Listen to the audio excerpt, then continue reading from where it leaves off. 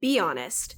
Do you ever feel like you're just not qualified enough for the job you really want? Whether it's that dream grant writing gig or simply pivoting into something more meaningful, the doubts are real. Don't worry, you're not alone. Landing a grant writing job can feel intimidating, especially if you're new to the field or you don't think you have enough experience. I'm sure you've been told before that confidence and preparation can make all the difference. And while that is 100% true, sometimes it's hard when the mirror you've been practicing into feels like a blank canvas. In today's video, we're covering 5 steps on how to ace every grant writing interview. This video is for both new and seasoned grant writers alike. You'll learn how to highlight your unique skills, prep like a pro, and turn interviews into conversations where you can truly shine. Plus, stick around for a free resource to help you figure out if grant writing is the right path for you. And don't skip this one. I'll also share one game-changing tip that every grant writer should know before their next interview. Let's get real. Interviews are hard, especially for grant writing roles. Most aspiring grant writers face these challenges. Feeling underqualified. I've never written a grant before. Why would they hire me? Confidence issues, especially if you're introverted and just thinking about interviews makes you sweat. Me, most of the time. Translating existing skills into grant writing language. Do any of these sound familiar? If so, then let's go through some actionable items that can help you retrain your brain. If you've noticed, all 3 of these are mindset problems, not physical barriers. Even the zero experience angle can be transformed, as you'll soon see. In fact, we have a whole other video exploring the topic of landing a grant writing gig with 0 experience. Check the link in the description if you want to learn more. Now let me show you what's possible with 2 real-world examples. Stacy lost her job in hospitality management. She applied for nearly 300 jobs with only 4 interviews. Jumped into grant writing through the collective and landed a part-time gig with the YMCA in 3 months. She made $5K in 9 months and $15K on part-time hours her first year. In year 2, she helped her organization win $2.2 million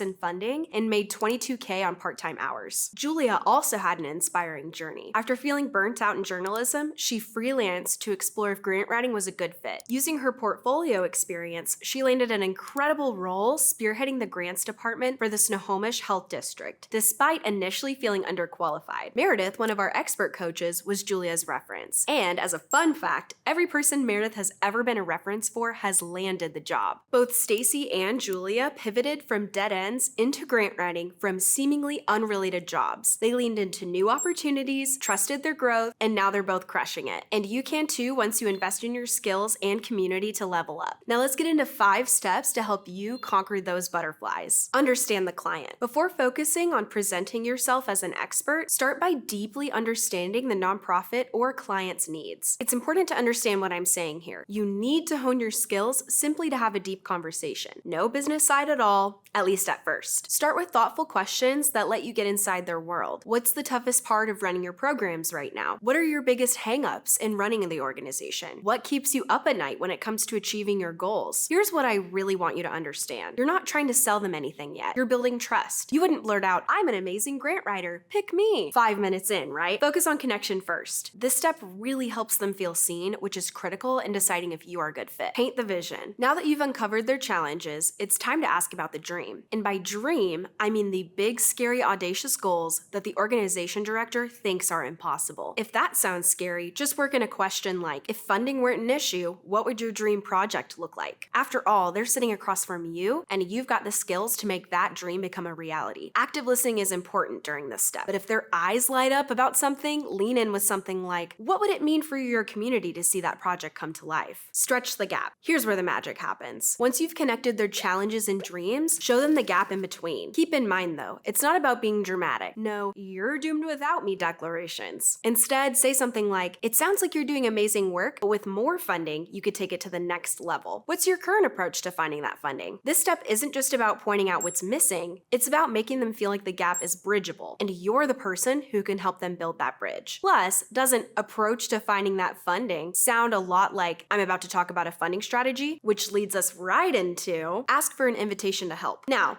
Let's turn the conversation toward how you can help. This is where you say, if you'd like, I'd be happy to share some initial thoughts on how I could support your funding strategy. Did you see how he did that? You're not selling, you're offering. And here's a pro tip. This step doesn't even have to involve actual grant writing. Many organizations just need a fresh perspective or a bit of coaching to get started. In fact, one of our collective members, Amber, is a perfect example of this idea. She recently wrote 3 successful funding strategies, one of which was quite a bit more complex. The client was so impressed that they asked her to write all 20 grants in the strategy. Now Amber is able to pivot to earn up to $60K a year just from that one client. Address questions about your experience. When they finally drop the big one, tell me about your grant writing experience, here's where you can seal the deal. But it's important to not be a weird, snaky salesperson during this part. Feel free to highlight your wins and success rate, but you may have more success talking about your transferable skills to the organization itself. Consider this. Grant writing relies on skills like research, storytelling, project management, and budgeting, skills you might already have from other roles. For example, creative writers can highlight their ability to craft compelling narratives. Project managers can focus on meeting deadlines and managing deliverables. Event planners can showcase their organizational skills and attention to detail. Then, to keep rhythm and help the flow along, ask a question to steer the conversation back to their needs. What types of funding opportunities are you most excited about right now? Lastly, let's quickly talk about how to make each interview more personal. You want them to remember you, right? Keep a few stories in your back pocket that show your skills in action. And don't be afraid to inject a little personality. For instance, there was this one time when I had to submit a proposal from an airport lounge because our flight got delayed. Let me tell you,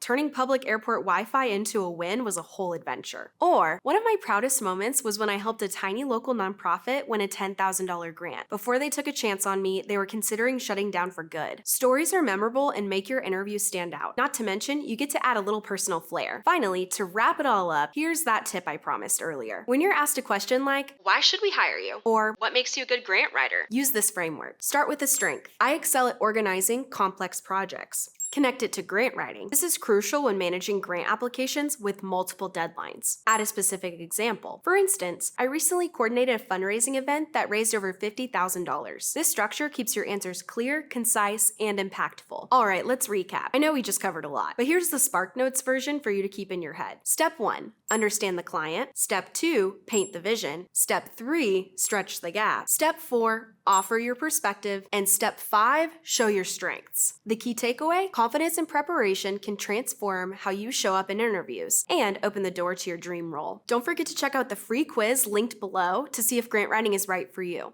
And if you found these tips helpful, subscribe for more content like this. Drop a comment to share your favorite tip or let us know how your last interview went. Thanks for watching, and I'll see you in the next video.